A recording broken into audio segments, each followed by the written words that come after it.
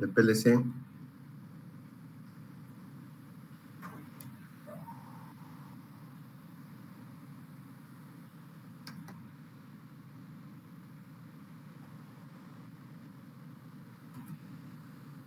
Y en la que, o sea, la definición según la IS 61301, donde podíamos ver que están, o sea, explica toda la estructura interna, ¿no?, que tiene un PLC.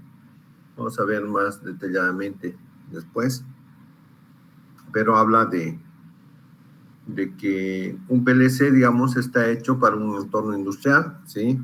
Un entorno industrial donde hay vibración, temperaturas, gases que puede haber, gases tóxicos, ¿no?, o gases oxidantes. Y, digamos, habla que tiene una memoria programable, entonces ahí en la CPU tiene la memoria, ¿no?, para todo lo que es el almacenamiento interno del programa, de las instrucciones. También tiene una memoria ROM, ¿no? Y para todas las funciones, o sea, todo el programa se hace en funciones lógicas, ¿no?, que están realizadas en secuencias, en temporizaciones, contadores y funciones aritméticas. Y también que tiene, o sea, recibe información mediante las entradas y da instrucciones o órdenes mediante las salidas, ¿no?, que pueden ser de señales digitales y analógicas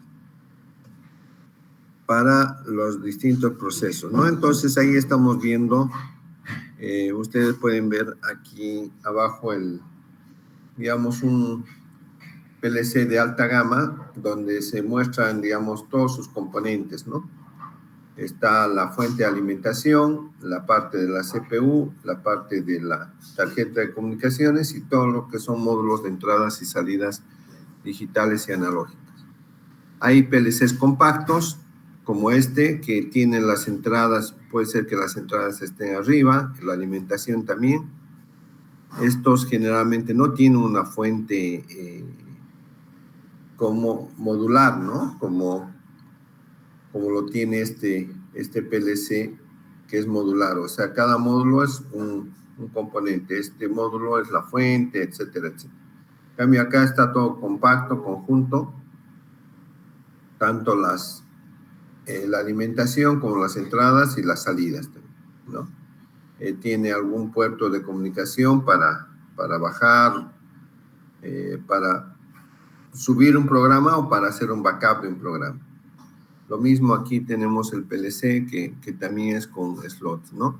Y aquí tenemos un PLC muy conocido, que es el logo de la marca Siemens, donde tiene módulos de extensión para aumentar las entradas y salidas, ¿no? Tiene un conector de comunicación para ampliar los módulos. Entonces tenemos la definición donde está dando qué es lo que hace y la estructura interna también. Ahora vamos a ver un poco de historia. Vamos a ir rápidamente.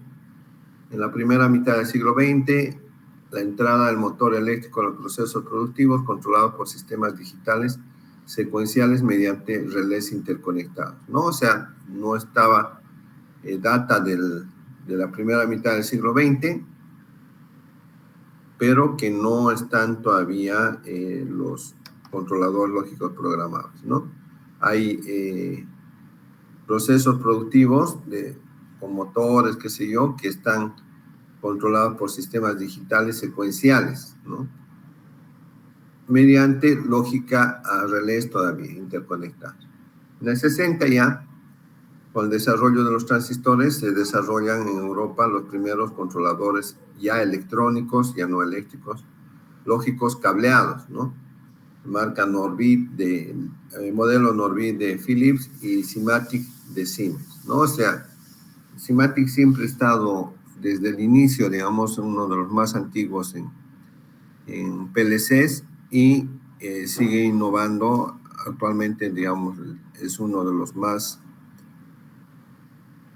PLCs de mayor adquisición, ¿no? Por las prestaciones, o sea, tanto el PLC como los sistemas SCADA o los HMI. Entonces, generalmente las máquinas industriales vienen con este HMI Siemens, ¿no? Y con PLC Siemens.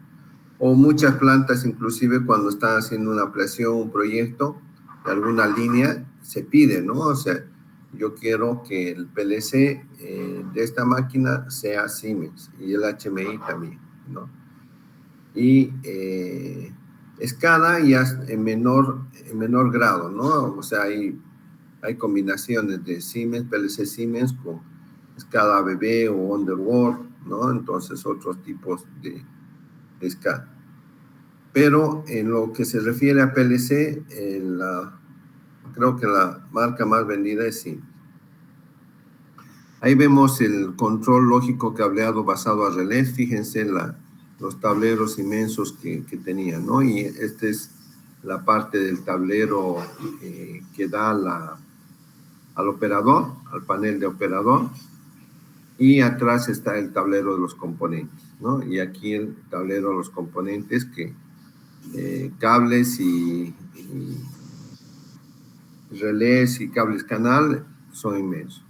Ya el control lógico cableado basado en dispositivos de estado sólido, ¿no? Relés estáticos. O sea, ya había relés estáticos, pero lo mismo que había que hacer el cableado. O sea, y aparte la lógica de programación se basaba en contactos todavía. Ya en el 68, GM y Dramatic realiza un concurso para la propuesta de un controlador electrónico que sustituya las soluciones del control cableado utilizadas en ese momento, ¿no? Entonces ya estaba incursionando ya en lo que, ya no un control cableado, sino un control programado. La propuesta ganadora corresponde a la consultora Bedford, que propone un controlador lógico programable, el primer PLC comercial, denominado Modicom 084. Fue presentado por esta empresa, por Bedford. Uno de sus componentes, Richard Morley, es considerado en la actualidad el padre del PLC, ¿no? Entonces, el que ha inventado el PLC, se podría decir. O sea, si bien ya se sabía la estructura que tenía, porque teníamos lógica cableada, lógica a relés, ¿no? O control cableado, pero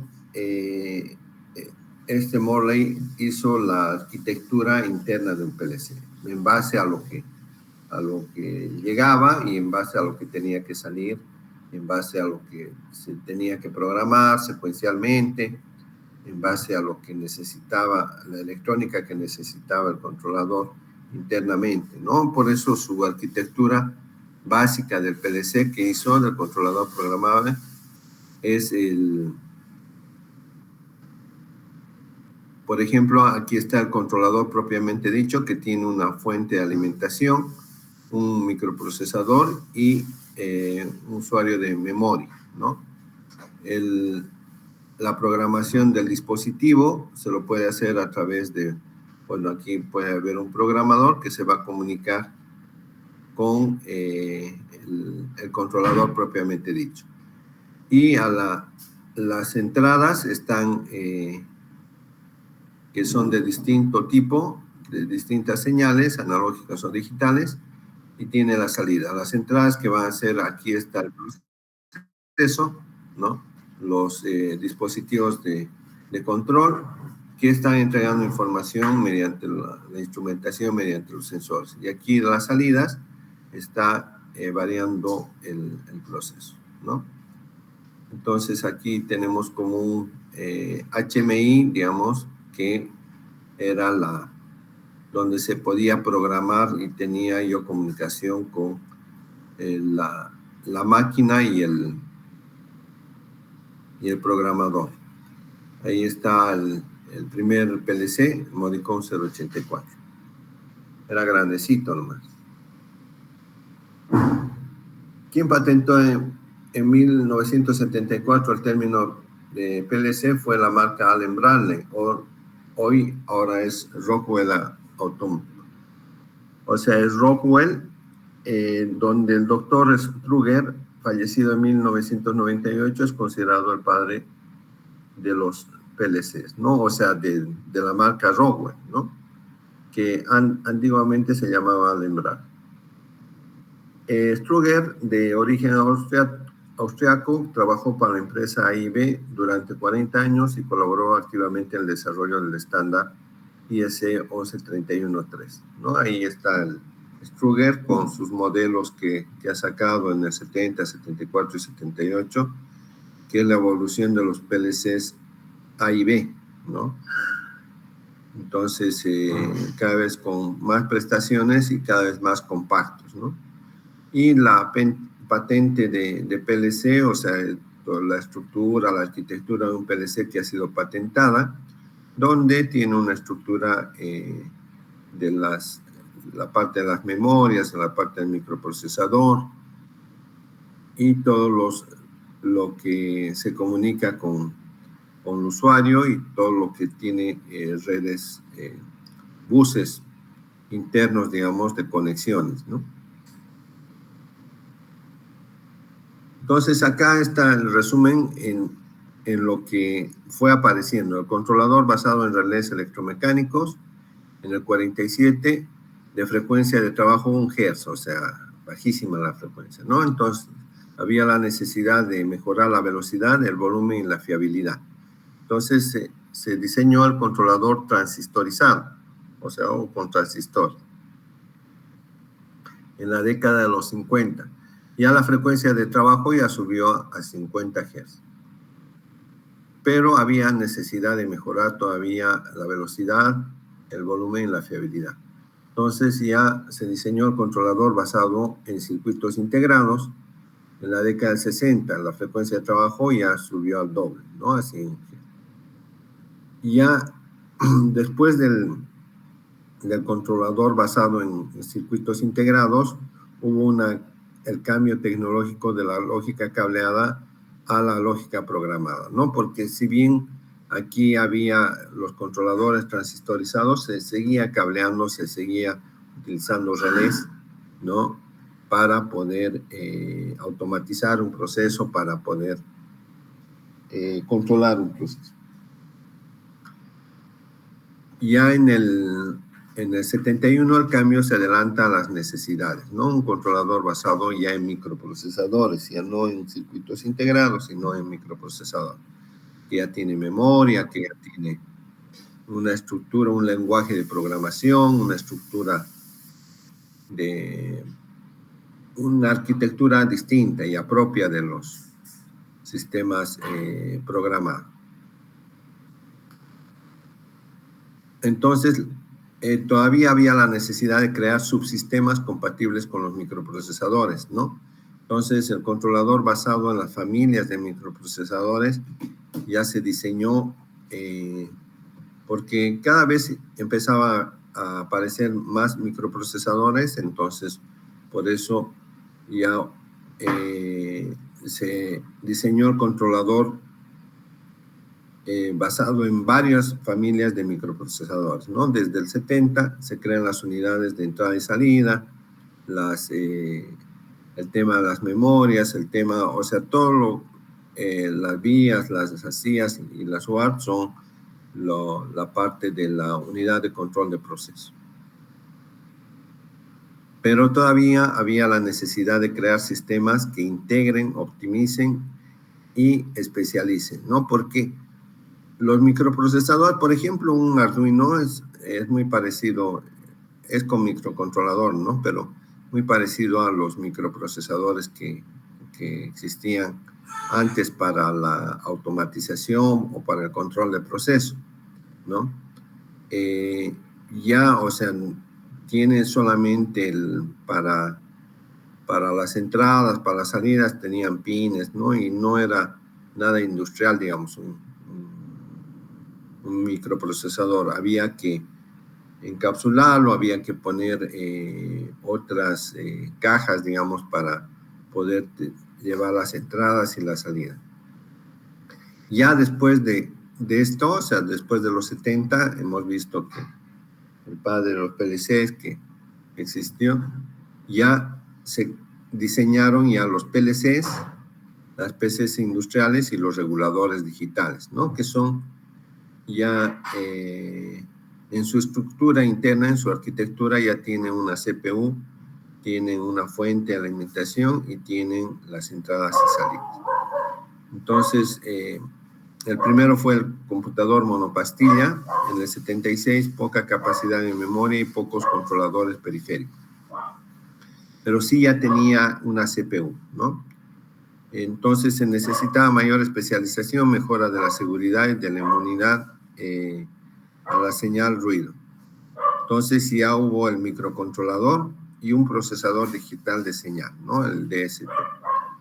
En el 80 el controlador de eventos y en el 80 también el controlador de datos. O sea, el microcontrolador controlaba eventos, ¿no? que podían ser alarmas, advertencias, y el procesador digital de señal ya hacía el control de la información, ¿no? El manejo de los datos. Entonces, todo esto es una breve reseña histórica de los controladores, cómo ha ido su desarrollo. Podemos hacer una comparativa con los tipos de controladores, ¿no? Por ejemplo, ya teniendo los controladores comerciales como una PC industrial, un PLC, un microcontrolador y un regulador digital. Entonces, ¿para qué cada uno de estos controladores comerciales ya? ¿Para qué es lo que mejor saben hacer, ¿no? En la parte de control booleano estamos viendo que el PLC tiene la mejor propuesta, digamos, o es la aplicación que mejor se aconseja utilizar un PLC si solamente hay un control booleano, ¿no? Después está la PC industrial y por último un regulador digital. Para control continuo, una PC industrial. ¿Por qué una PC industrial? Pero también puede ser un PLC, ¿no? Porque una PC industrial tiene mucha más velocidad, o sea, por ejemplo, el cálculo de los algoritmos matemáticos se puede hacer en la PC industrial porque va a tener mayor velocidad y el programa y algunas instrucciones se puede hacer con un PLC, ¿no? Cuando hay combinación, por ejemplo, en los niveles de la pirámide de automatización, en el segundo nivel, que es el SCADA, ya deberíamos tener PCs industriales, ¿no? Para los servidores de datos, servidores de batch. Entonces, ¿para qué? Porque es mucha información y la programación de algoritmos se puede hacer gracias a la velocidad de las PCs industriales, podemos hacerlo ahí. Así no hacerlo más lento el ciclo del PLC, ¿no? Si nos podemos calcular. Bien, por eso el PLC en control continuo no es muy bueno, ¿no? En gestión o cálculos complejos, lo que les decía, entonces, con seguridad una PC industrial y un microcontrolador con su estructura de programación, digamos, puede soportar algoritmos bastante complejos. Series importantes, no series matemáticas estamos hablando, microcontrolador, porque son series específicas, digamos, geométricas, qué sé yo, para hacer un cálculo iterativo, entonces lo vamos a poder hacer de mejor manera con un microcontrolador.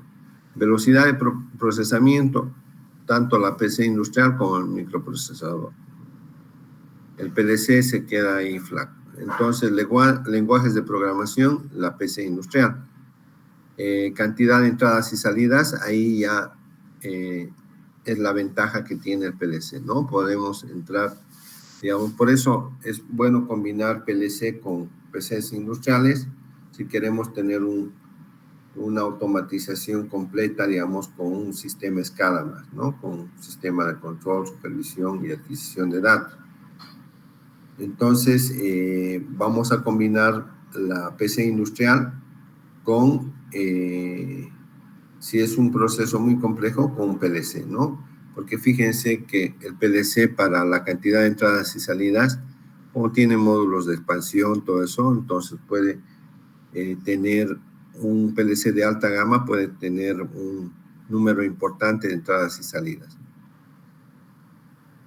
Capacidad de comunicación, la PC industrial, o sea, porque se puede comunicar por buses industriales, se puede comunicar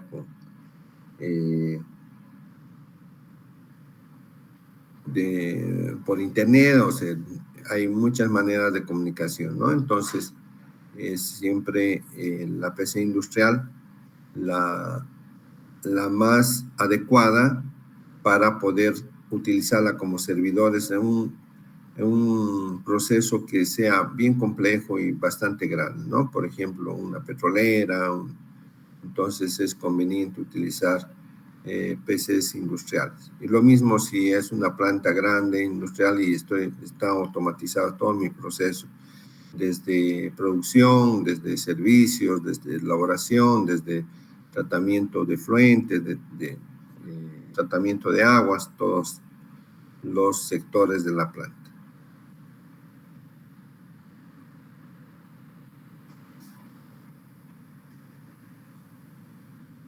Entonces el PLC, como aquí está seleccionado, ¿para qué es bueno? Para control continuo, para sistemas empotrados y para control de procesos, ¿no? Combinado, ya habíamos dicho, con una PC industrial. Pero para control continuo, también lo deberíamos utilizar con una PC industrial. Ahora, si el control se puede hacer la programación en ladder, en diagrama de contactos, con control booleano, es conveniente también solamente hacerlo con el PLC, ¿no? ¿Por qué? Porque el control booleano no tiene mucho tiempo en su ciclo de scan. Entonces vamos a tener un proceso que no se va a hacer lento, ¿no? Va a fluir.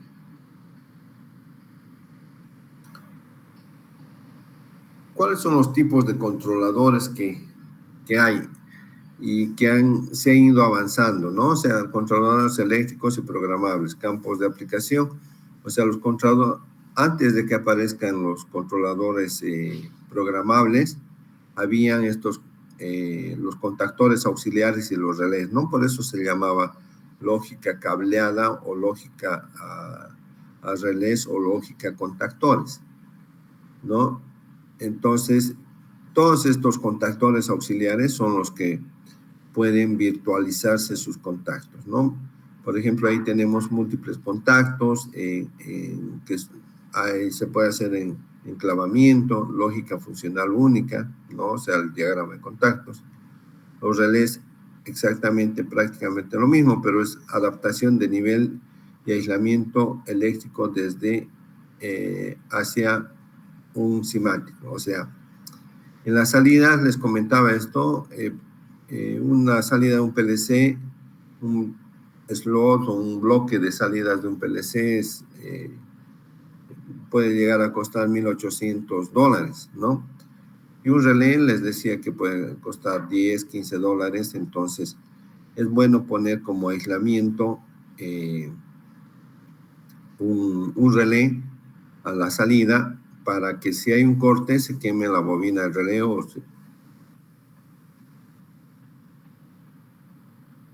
se dañen los contactos del relé y no afecte a la tarjeta, ¿no? Entonces, esto es importante porque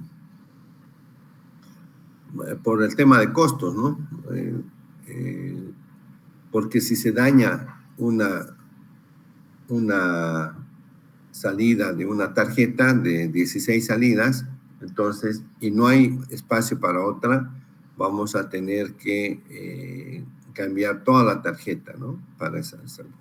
En cambio, si nosotros protegemos con relés a la salida, aislando galvánicamente, que si hay un problema se queme el relé, ¿no? Entonces se va a quemar un relé solamente y el slot va a seguir bien, ¿no? Entonces cambiamos el relé y no tenemos más problemas.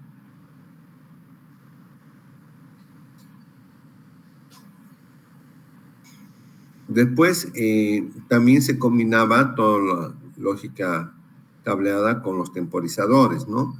Ahora podemos contar con un temporizador y de la forma que uno quiera, múltiple función dentro de un PLC. Ya están como bloques establecidos con los temporizadores, ¿no? Entonces, ¿qué temporizadores teníamos? También había temporizador multifunción con retardo a la conexión, que arranque de motores paso a paso con supresión de interferencias, retardo a la desconexión. Retardo a la conexión quiere decir que, o sea, se dispara el temporizador, ¿no? Pasa el tiempo y recién conecta. Por eso es retardo a la conexión. Retardo a la desconexión es al revés, o sea, se dispara el temporizador, energiza, digamos, el componente por un tiempo determinado y después se apaga, ¿no? Entonces, primero está el tiempo y después la desconexión, o sea, el tiempo de funcionamiento y la desconexión. El otro, el tiempo de espera y la conexión.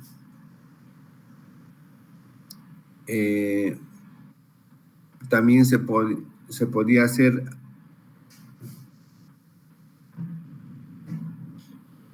arranques estrella triángulos en motores, ¿no? Con intervalos de conexión de 50 milisegundos, arranque secuencial en motores también. El que era multifunción era flexible para toda la aplicación, hasta 8 funciones integradas, ¿no? Había arranque cíclico, había arranque de... O sea, con retardo a la conexión, con retardo a la desconexión, había también... bueno, principalmente esos 3 tipos de función. Después, contactores de acción positiva para circuitos seguros de categoría 2. Esto hablando ya de un poquito de seguridad industrial de los componentes, ¿no? Ya en la parte ya de lógica programada, ya teníamos el controlador lógico, que eran mini controladores, por ejemplo, ¿no? Pero dedicados. Por ejemplo, se utilizaban para edificios en el control de iluminación, ventiladores, control de acceso, equipos de seguridad. Ya la industria en bombas, compresores, en control de puertas, sistemas de alimentación, plataformas elevadoras, control secuencial de nivel de válvulas, de plantas de llenado, de vaciado y sistemas de transporte. Ya con los micro PLCs, ¿no?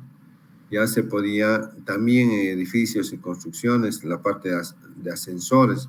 El tema de ascensores el programa es bastante complejo porque hay que tener en cuenta en la programación la prioridad de las llamadas, ¿no?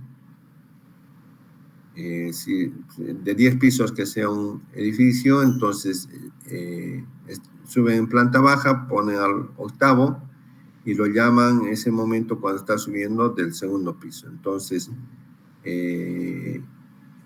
tenemos que hacer la lógica de la atención de las prioridades. ¿Quién ha llamado primero? Si está bajando, está subiendo, ¿no? Entonces, para que si estaba subiendo y lo llaman del 2º piso y va a subir hasta el 10º piso, entonces le puedo abrir, ¿no? Puedo parar para abrir.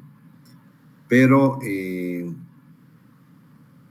para no hacer pasear, digamos, si está bajando hasta planta baja y lo llaman del 8º piso a planta baja y lo llaman y ya está bajando y lo llaman del 10º piso, no va a volver a subir para volver a bajar, ¿no? Entonces va a bajar totalmente y al subir va a aceptar otras llamadas y va a ir recién al 8º piso, ¿no? Entonces, es bastante complejo programar un ascensor, ¿no? Porque la priorización de las llamadas es lo más importante.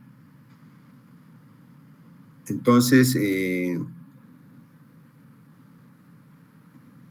ya en la industria de maquinaria y herramientas, empaquetado y envasado, maquinaria textil, o sea, ya distintos procesos, ¿no? Tratamiento de alimentos, máquinas de corte, paneles, display, ya distintas máquinas donde se puede hacer un control, pero que no tiene muchas variables, ¿no? Entonces, por eso un micro PLC puede alcanzar, o uno de baja gama que se llama también, puede alcanzar para controlar estos procesos que en realidad son pequeños, relativamente pequeños. Aquí estamos, ese tablero es lleno de fusibles, lleno de relés. Así lo que les decía, fíjense, los cable canales están sin sus tapas, ¿no? Entonces, eso se va haciendo paulatinamente a medida que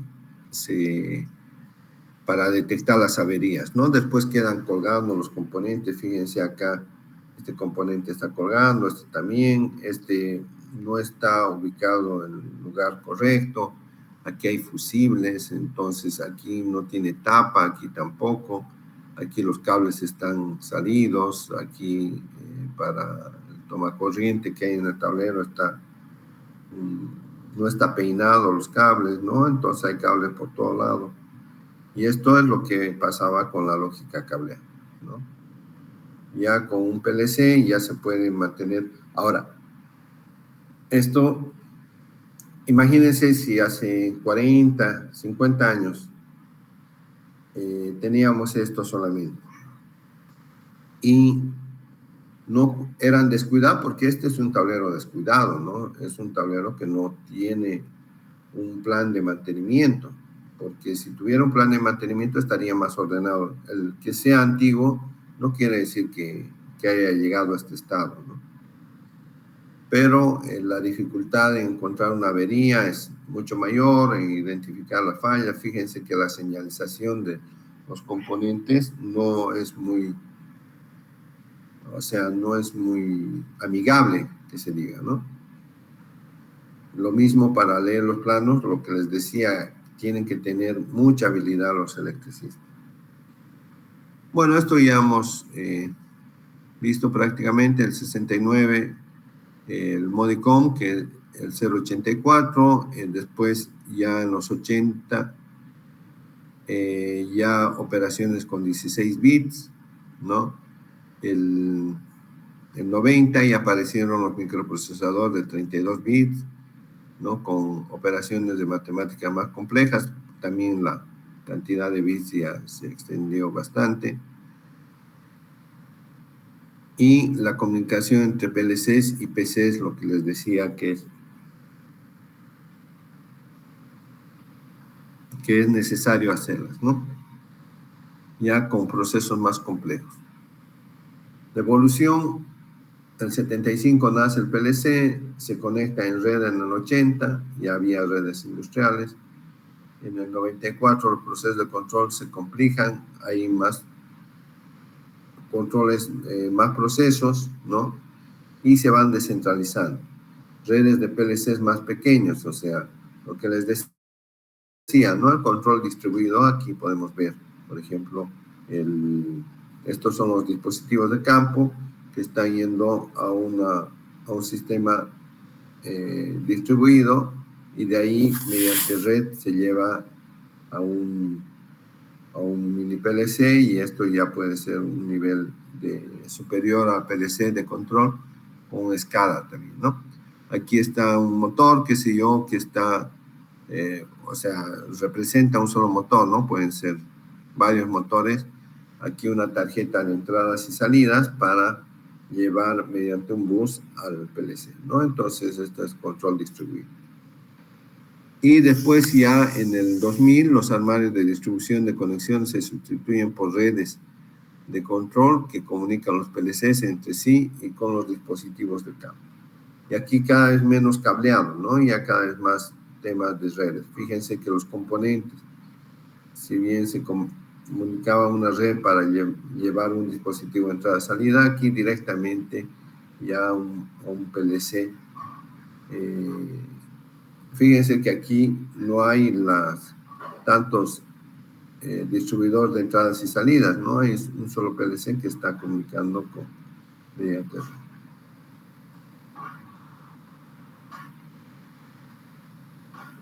Bueno, ahora vamos a por qué utilizamos un PLC, ¿no? La justificación, ¿por qué surgen los PLC?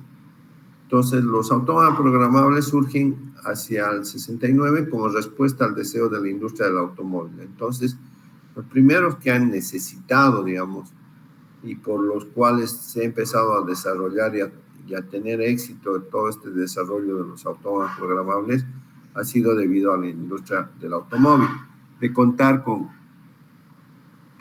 cadenas de producción automatizadas que pudieran seguir la evolución de las técnicas de producción y permitieran reducir el tiempo de entrada en producción de nuevos modelos de vehículos, ¿no? Entonces, al haber más competencia, entonces tenía que haber, desde siempre estado la flexibilidad, ¿no?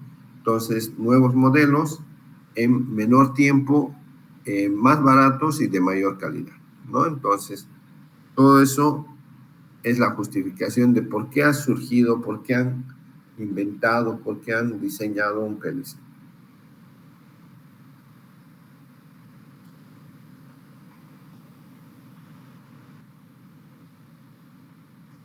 ¿Cuáles han sido las aportaciones de los PLC? En la parte de concepción, instalación, herramienta de fácil manejo por medio de software de programación, facilita el trabajo en el laboratorio, independencia de ubicación de proceso. Esto se refiere a que yo puedo con mi laptop trabajar en mi oficina, haciendo el programa, ¿no? Y después puedo ir a la máquina, descargar el programa o a descargar todos los cambios que he hecho en mi programa, ¿no?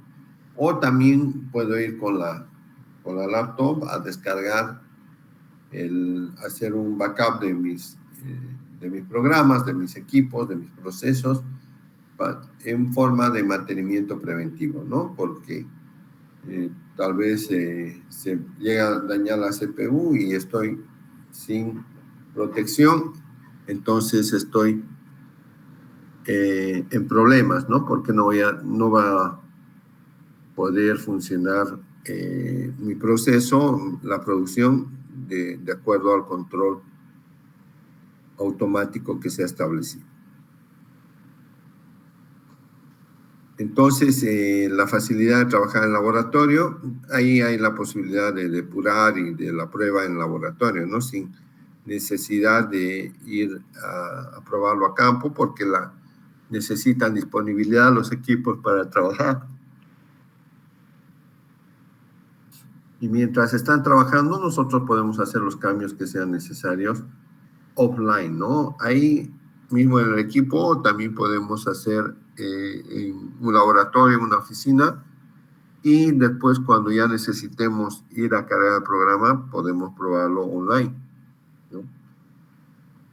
Esto es para que si el cambio afecta al proceso, entonces no haya mucho tiempo de parada en tratar de volver al programa original, ¿no? Si hay un cambio. Entonces, yo lo hago en laboratorio de forma segura y cuando ya estoy seguro, porque se puede simular lo que hace el programa, si estoy seguro, ya lo puedo llevar hacia el PLC y descargar.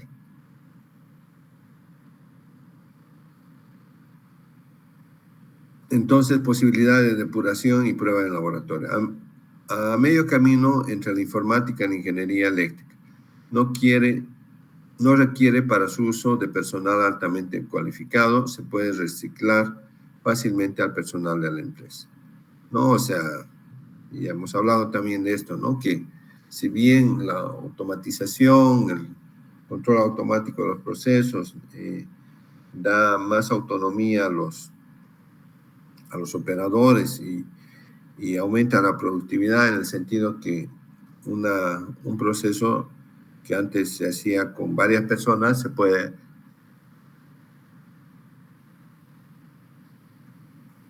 puede controlar con una sola persona, ¿no? Pero se tiene que aumentar las capacidades de esta persona para, primero, que conozca bien su proceso y después que conozca o sea, las fallas y las alarmas que pueden dar el equipo.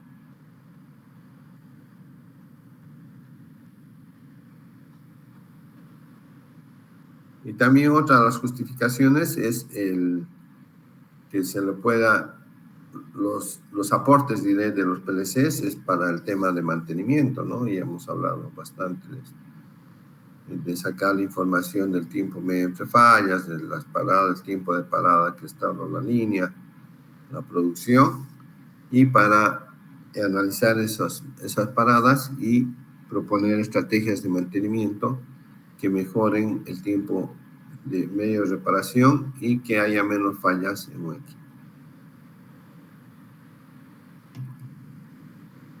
¿Alguna pregunta?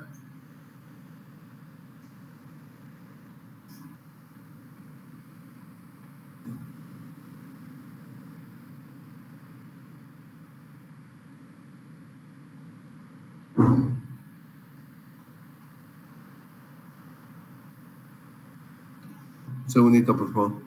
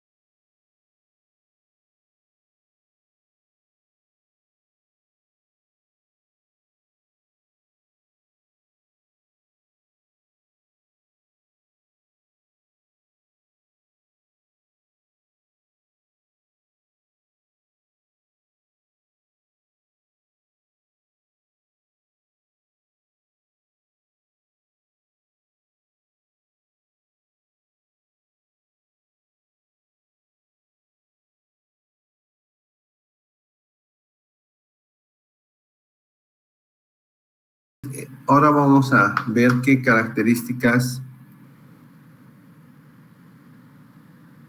tiene un PLC, ¿no? Es un dispositivo programable diseñado exclusivamente para ambientes industriales, vibración, temperatura, gases, dimensiones reducidas, ya no tenemos esa, ¿no?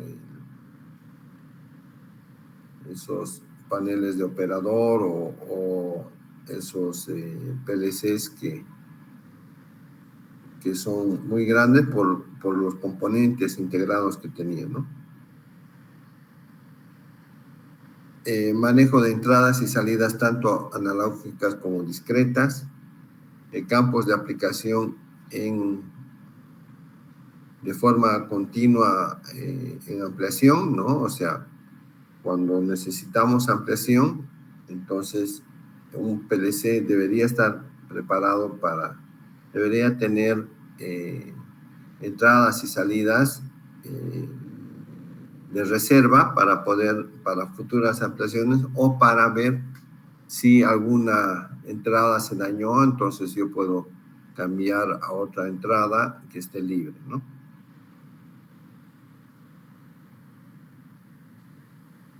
Las características, lo que les decía anterior, este es el arranque estrella triángulo de un motor trifásico, ¿no? Donde se utiliza un temporizador.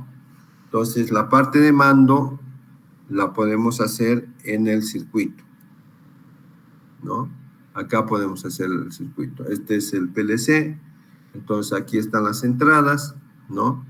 El S1 era el pulsador de parada, el S2 el pulsador de marcha, y el F2 un relé térmico, ¿no? Es una protección por cualquier circunstancia de que se eleve la temperatura en el motor. Es para alarma, para hacer saltar una alarma, ¿no? Y aquí tenemos las salidas, vamos a tener que este temporizador, ¿dónde estaba?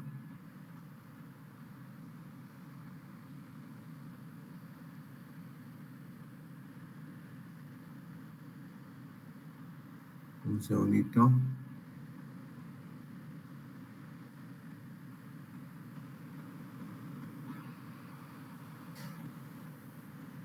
Claro, el temporizador está, el enclavamiento está en la parte de mando. Entonces, más atrás vamos a ver que teníamos la parte de mando y eso lo vamos a comparar. Aquí está. Fíjense que acá teníamos la parte de mando, ¿no? Está la protección, están los pulsadores de parada, el pulsador de marcha, ¿no? Y está el temporizador. Entonces, fíjense que el pulsador de marcha, el pulsador de parada y de marcha y la protección térmica va a seguir estando porque son externos al PLC. Lo que sí voy a poder yo automatizar o virtualizar es el temporizador y todos estos contactos.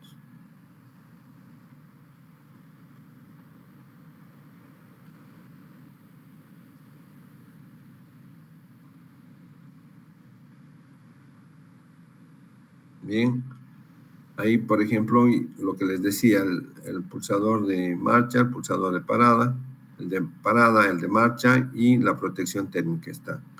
Cada uno está yendo a la entrada 0, a la entrada 1, a la entrada 2, ¿no? Y está, cuando aquí yo cierre, voy a parar el motor.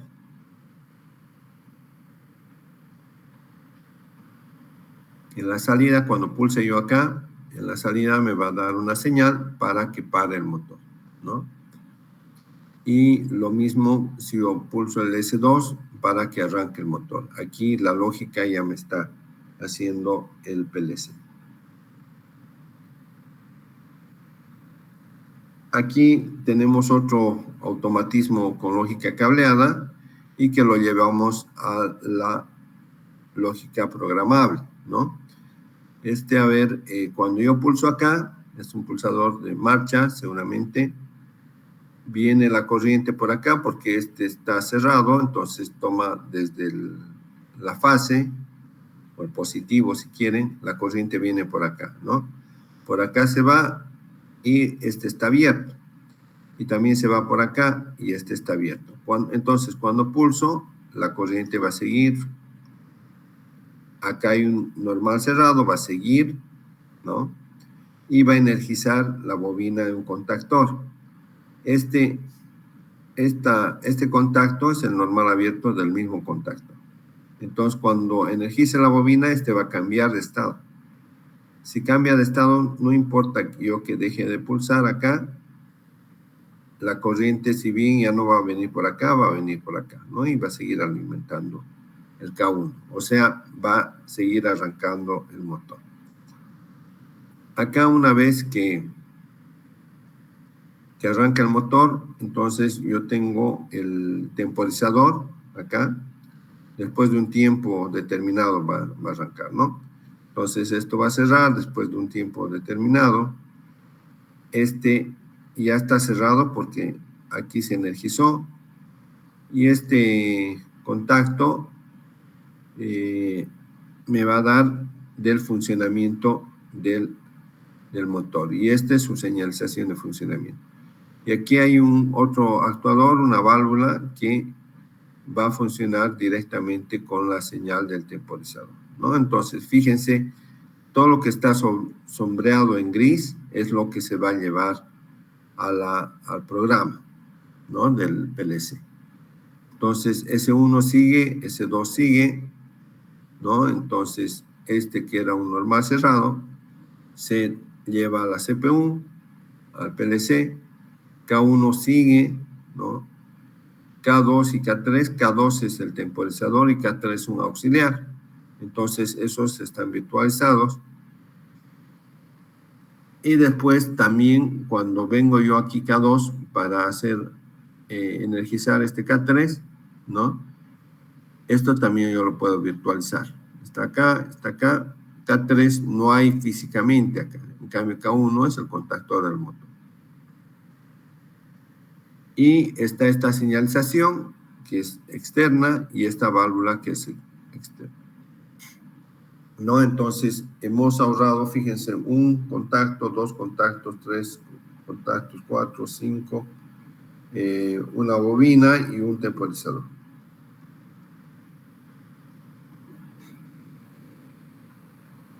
Entonces, acá esto quiere decir que mediante un módulo de... Hay todavía módulos para subir un programa a un PLC, ¿no? O lo puedo hacer también desde una laptop. Entonces, yo subo a la memoria y eso va a quedar en la CPU de los cambios que he hecho, o de la automatización que estoy haciendo, porque estoy sacando de una lógica cableada a una lógica programada, ¿no? Lo mismo, toda la parte de actuadores, que son K1, H1 y B1, están acá. Esos siguen siendo físicos, ¿no? Pero virtuales todos los contactos auxiliares más temporizadores. Bien.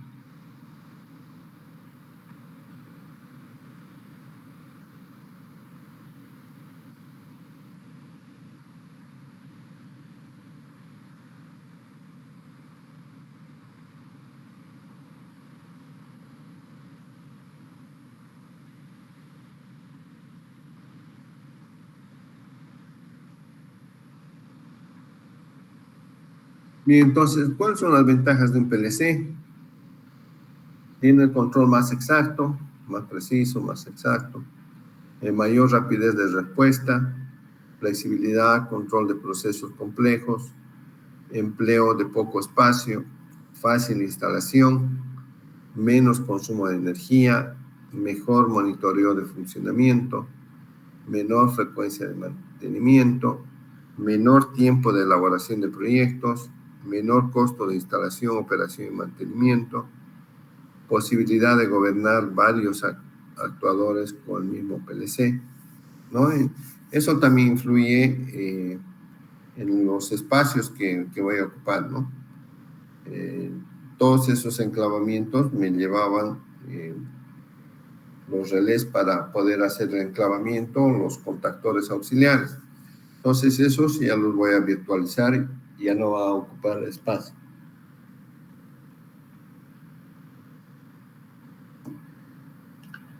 Y también eso afecta al mantenimiento, ¿no? Si ya no hay relés electromecánicos, entonces ya no voy a hacer mantenimiento de esos componentes y puedo utilizar ese tiempo en otras tareas que se necesiten.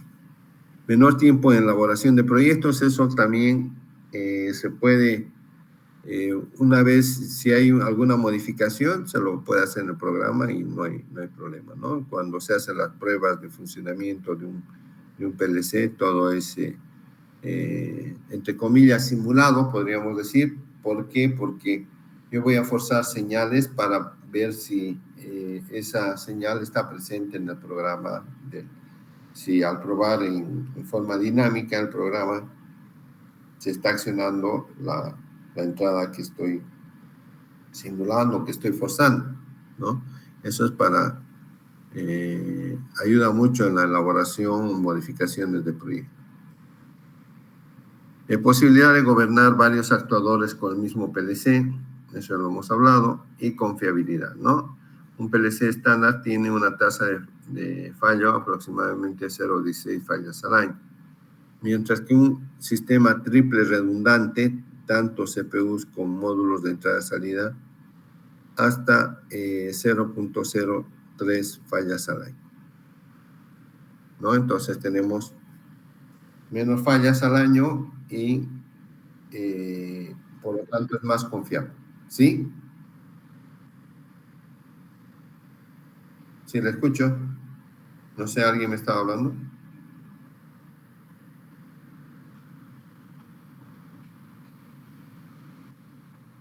parece que no. ¿No? Entonces, con CPUs y módulos de entrada y salida se reduce enormemente las fallas, ¿no? Por ahí.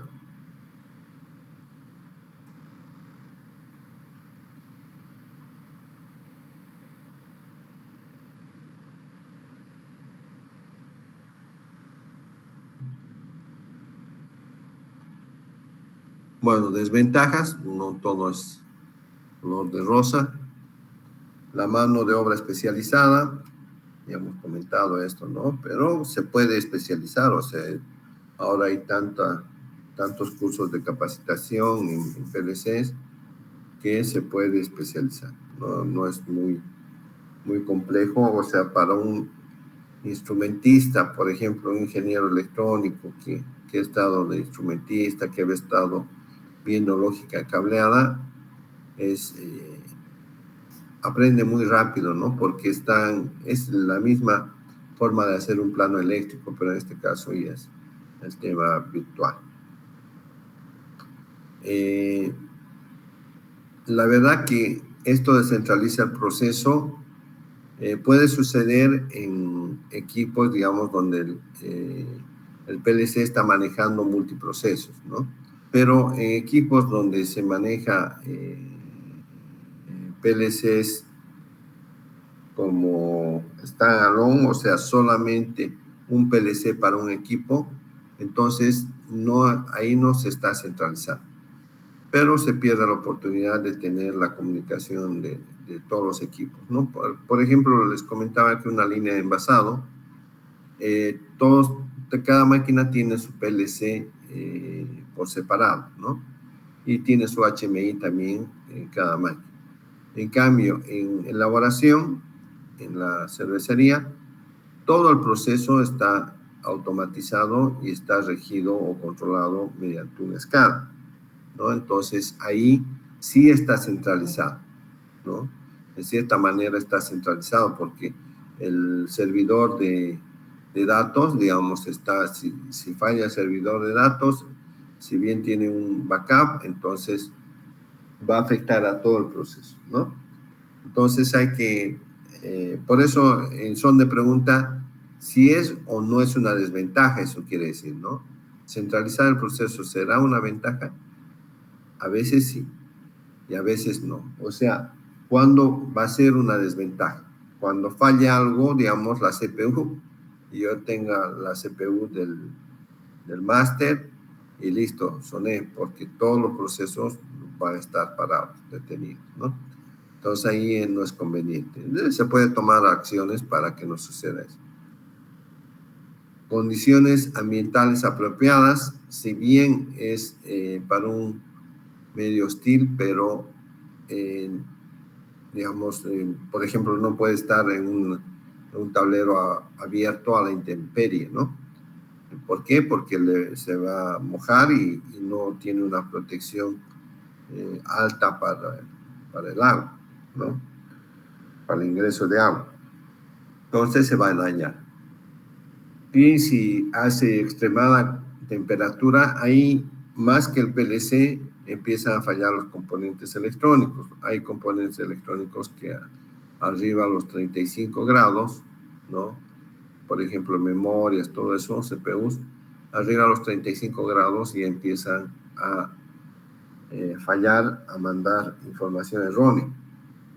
Y eso es una desventaja muy grande, ¿no? Entonces, por eso se suele poner a los tableros de control dentro de una sala de tableros atemperada, o sea, con aire acondicionado. Más en los departamentos donde hace mucho calor, ¿no?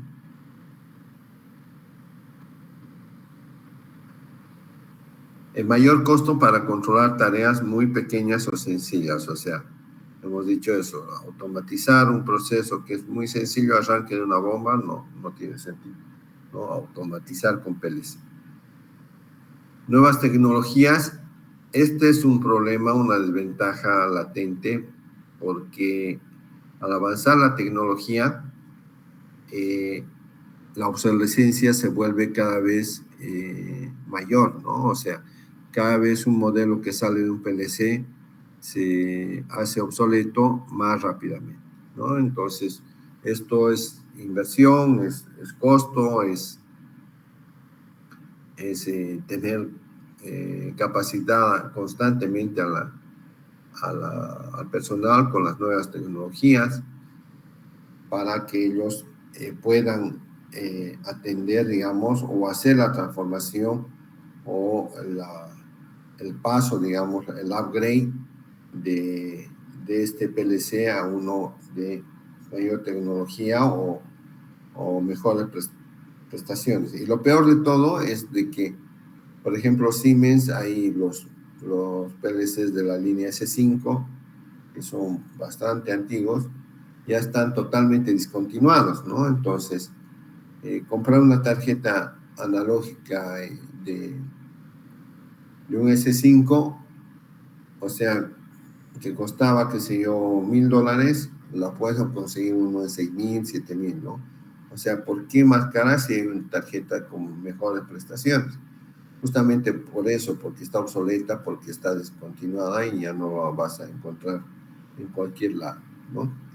Entonces, por eso es que las nuevas tecnologías para todo lo que es electrónica es más que una desventaja, es un riesgo, ¿no? Un riesgo que hay que saberlo combatir y convertirlo en una oportunidad, ¿no?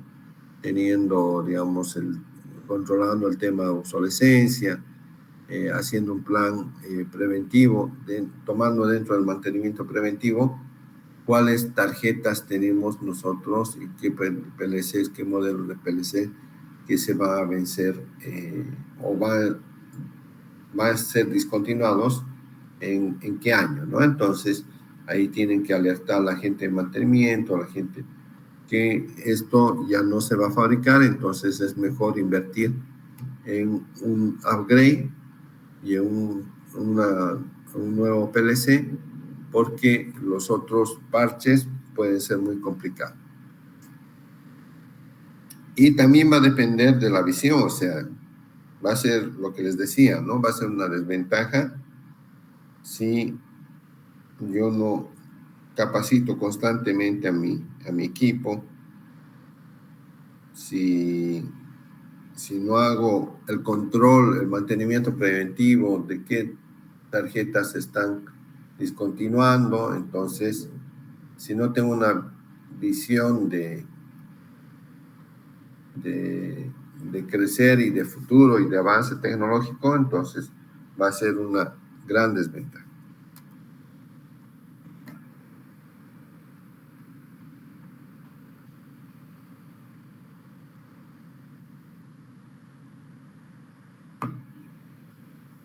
Bien, ¿qué limitaciones? Este tema es bastante importante. Espérenme un segundito, por favor.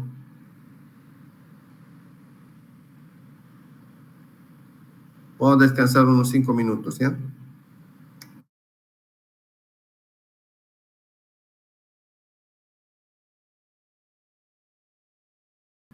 Si bien las limitaciones de un PLC, diré, si bien un PLC está hecho para entornos industriales, pero hay que tener cuidado con estos 3 puntos, ¿no? El ambiente físico y mecánico, o sea, las vibraciones y choques, o sea, afectan a contactos y soldaduras. Si bien es robusto el PLC, pero exceso de vibraciones y choques, entonces van a poder afectar a los contactos y soldaduras, o sea, internas, digamos, de los componentes electrónicos del PLC, ¿no? Ahora, si la humedad es mayor del 80%, entonces va a haber condensaciones, lo cual va a acelerar una corrosión. Hay muchos contactos, componentes metálicos, entonces, si hay mucha humedad, va a haber corrosión, ¿no? Entonces, hay formas de evitar la humedad, y también si la humedad es muy alta, hay problemas. Y si la humedad es muy baja también, abajo del 35%, también hay problemas, ¿no? Porque ya hay los problemas de estática, ¿no? Los potenciales eléctricos, la alteración de la lógica de control que puede afectar, o sea, esta estática puede afectar a la lógica de control. Si bien resisten temperaturas elevadas, pero hay que controlar esa temperatura, cuán elevada es, ¿no? O bajas también, que afecta a la electrónica, ¿no? Hemos dicho, arriba de los 35 grados, un PLC no puede no puede trabajar de manera correcta, ¿no? Va a empezar a tener fallas, se va a alarmar, tal vez se corta se pone alarma y se bloquea el PLC a forma de protegerse, ¿no? Entonces hay que controlar la temperatura. La solución para todo esto, ambiente físico y mecánico, aislamiento, estabilización térmica y de humedad. Para la estabilización térmica y humedad, generalmente se ponen aires acondicionados, ¿no? Ahora hay aires acondicionados de los tableros eléctricos, que son unos módulos que se lo pone al costado y el compresor y el evaporador están fuera ¿no? Porque el compresor genera calor a alta temperatura, pero dentro de la industria, dentro de la planta industrial, en una línea de envasado, por ejemplo, fácilmente en verano puede llegar a los 45 grados, ¿no? Cerca de una lavadora de botellas, cerca de una pasteurizadora, que son zonas calientes.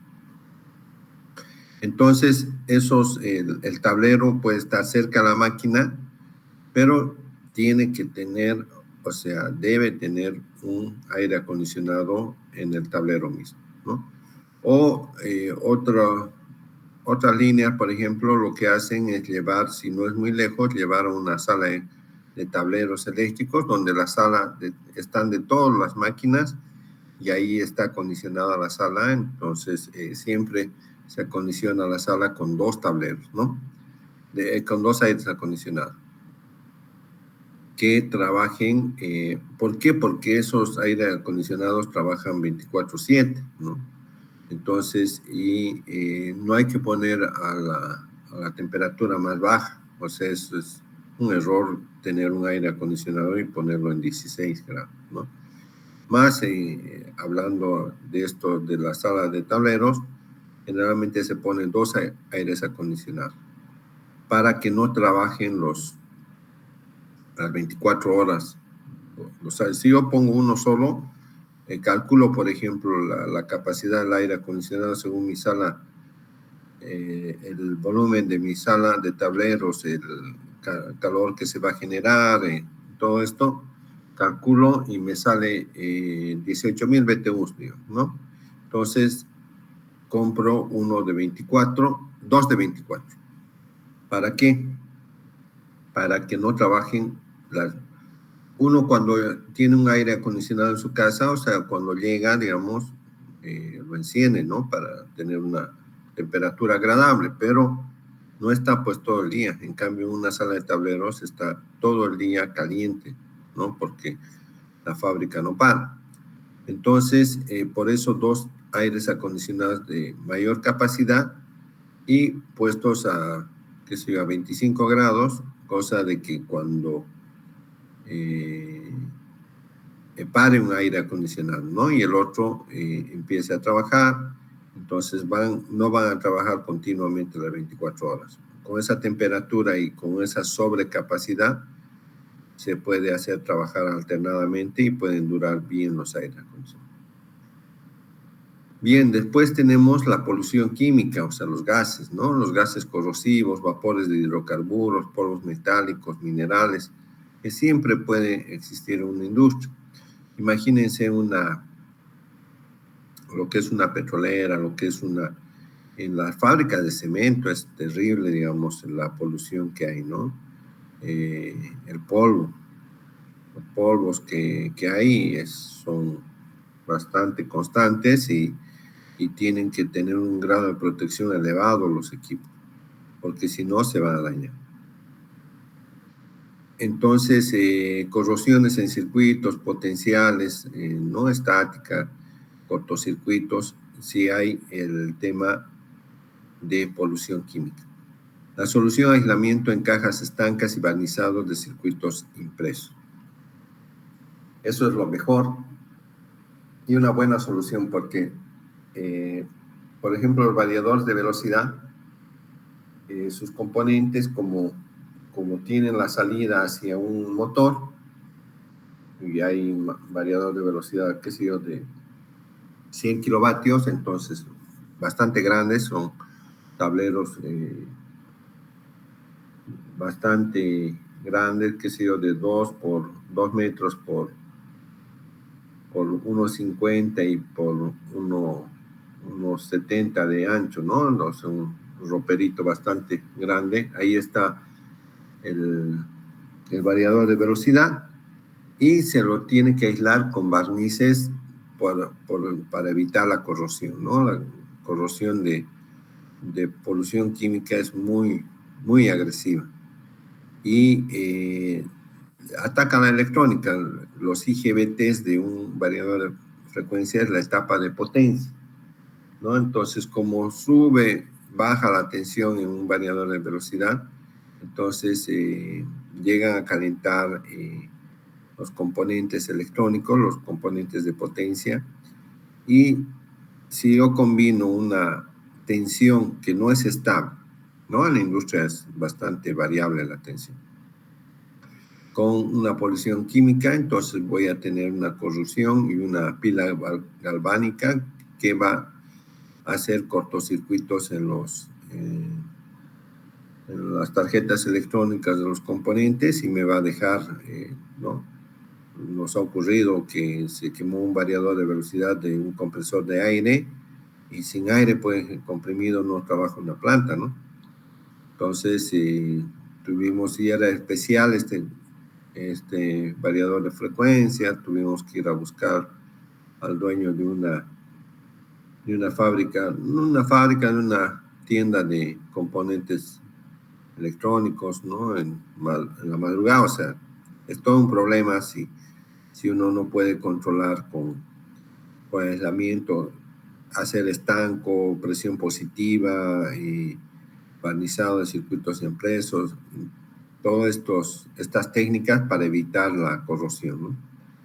Y lo que son perturbaciones eléctricas, que son fuerzas electromotrices generadas por temperaturas, reacciones químicas, interferencias electromagnéticas, ¿no? O sea, hay motores de gran capacidad en la parte de servicio principalmente, donde pueden alterar, digamos, la lectura de las entradas y el análisis del software que se está haciendo en el programa. Entonces puede dar datos erróneos los campos electromagnéticos muy fuertes. La solución: protección electromagnética, ¿no? Generalmente se puede poner una especie de jaula de Faraday, por ejemplo, la mayoría de los tableros donde está el PLC debería ser metálica, ¿no? Para poder aislar galvánicamente, o sea, tener una protección electromagnética de los campos electromagnéticos generados por los motores de gran capacidad, ¿no? Entonces, importante, limitaciones: ambiente físico y mecánico, la solución: aislamiento, estabilización térmica de la humedad, polución química, también aislamiento en cajas estancas y barnizado de circuitos impresos para evitar corrosión, y perturbaciones eléctricas, fuertes campos electromagnéticos y la protección electromagnética, ¿no? Hay distintas formas de proteger el campo electromagnético. Con bobina de choque también se llama. Lo tienen los variadores de frecuencia, ¿no? Es poner unas bobinas en los cables y eso me causa, digamos, la disminución del campo magnético y que no influyan en la transmisión de información del PLC. Bien, jóvenes, vamos a quedar ahí entonces.